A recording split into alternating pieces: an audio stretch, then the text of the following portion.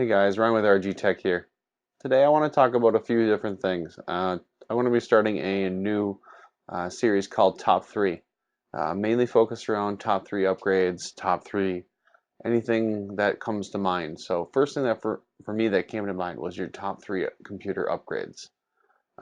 It could be anything from upgrading your GPU to your solid state, to a monitor, to your case, power supply, anything in that relation. So today I've picked 3 different categories. The first one's going to be your SSD. Bar none, the first thing I would upgrade in any computer system nowadays. It's going to improve your speeds. It's going to improve your um, gaming performance. It's going to improve everything about your whole system. Boot up time is going to be phenomenally fast. Any SSD, whether it's SandForce based, Micron based, Phison based, any SSD manufacturer is going to be much faster than your traditional hard drive spinner. In terms of SSD size, that is completely entirely up to budget. Personally, a 250, 256 gigabyte SSD fits the bill for your operating system, and while a 1 terabyte 3.5 inch or 2.5 inch drive fits the bill nicely for your mass storage. So in terms of that, that's what I would go with if you're going to hear me have a recommendation. Some people will opt for a M.2 PCIe or NVMe drive. That's for more speed oriented elitists, I would say. I'm running a M.2 SM951 by Samsung. It runs about 2000 megabits per second, so a bit on the high end. I did opt to go to a 128 gigabyte. I kind of wish I would have been a little bit bigger.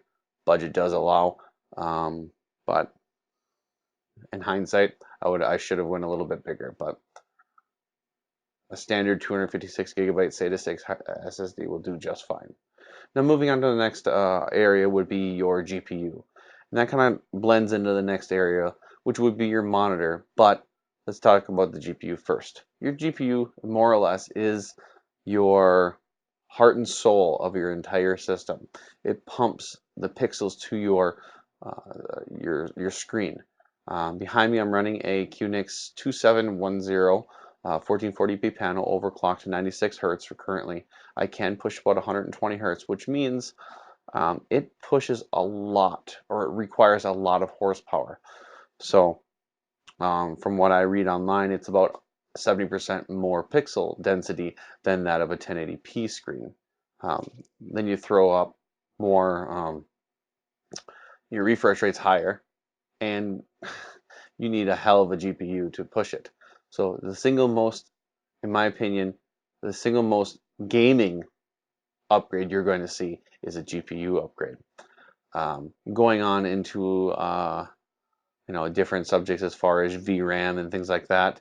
4 gigabytes seems to be the going threshold now. 2 gigabytes is just simply not enough on games like Shadow of Mordor or even Star Wars Battlefront. Battlefield 4 even pushes my 980 Ti up into the mid 3.5 gigabyte area. So thank God I have a 6 gigabyte RAM buffer. But um, and then that basically leads us into our third area um, is your monitor. Your monitor is also the thing you're seeing the most out of your computer. You are basically seeing your whole computer through that window, so to speak. So you want to make it as enjoyable as possible. Now monitors can be a little bit tricky. Budget is always going to allow for that one as well too, just like your GPU would be. However, you can find so many different areas. As I mentioned earlier, I run a Korean panel, much like Logan from Tech Syndicate does, and I find them extremely good value to the money. Actually, I think over on his forums, that kind of turned me on to that and overclock.net, which has an excellent thread on that. So I'll link in the product description below for this monitor. But wonderful resource. There's a lot of overclocking utilities out there. ToastEX actually makes a AMD patching tool slash utility called Crew, custom resolution utility, that allows AMD users to overclock their GPUs prior to Crimson. So if you're running Crimson, don't worry about it. It's already built into the driver. I should be running a AMD GPU pretty soon, but we'll see in the future here. But back to displays and monitors and whatnot. So I had a friend actually recently ask me about what monitor he should get. He's running three 1680 by 1050 monitors, an older resolution on a 7870. So that poor little 7870 is pushing a lot of pixels.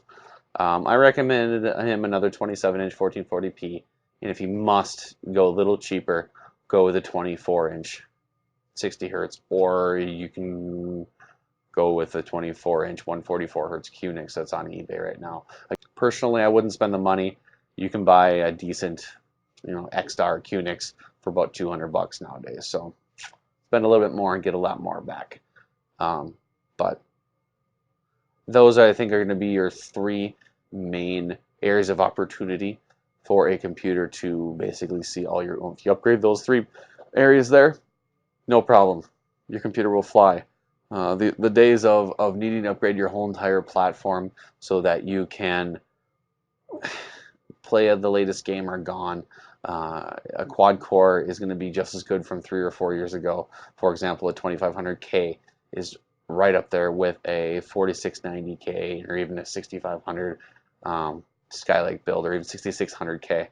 It really honestly is not too much when you don't throw in hyper-threading i7s and things like that, but it's really not that big of a deal. You want to focus on your GPU, your SSD, and then your resolution of your monitor and the quality. So I hope this helps someone in some way, shape, or form. I will be continuing to do this series on whatever comes to mind. Maybe it might be top 3 headphones or top three